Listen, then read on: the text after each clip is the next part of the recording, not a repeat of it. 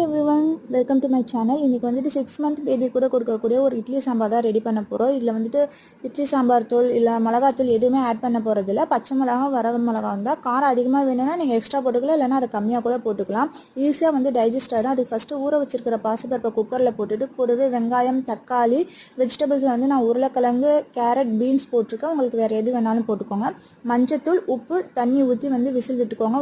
உங்கள் குக்கருக்கு ஏற்ற அளவுக்கு விசில் விட்டுக்கோங்க.